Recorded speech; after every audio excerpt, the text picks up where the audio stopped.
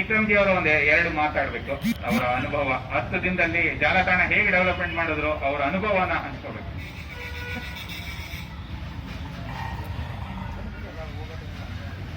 ನಮ್ದು ಒಂದು ಮಂತ್ರಿ ಸೇವೆಯಾಗಿ home buyers form Bengaluru ಇದೊಂದು ಆಲೋಚನೆ.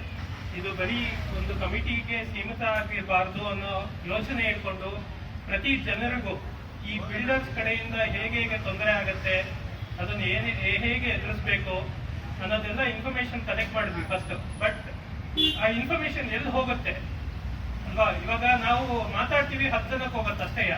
ಬಟ್ ಅದು ಸಾವಿರಾರು ಜನಕ್ಕೆ ಹೇಗೆ ತಲುಪಿಸ್ಬೇಕು ಅಂತಂದಾಗ ಒಂದು ಆಲೋಚನೆ ಬಂದಿದೆ, ಎಲ್ಲರಿಗೂ ಒಂದು ವೆಬ್ಸೈಟ್ ಮಾಡಬೇಕು ಅನ್ನೋದು ಬಂತು. ಸೊ ಅದರಲ್ಲಿ ಎಲ್ರೂ ಕಾಂಟ್ರಿಬ್ಯೂಷನ್ ಇದೆ, ನಾವು ಒಬ್ಬರದೇ ಅಲ್ಲ.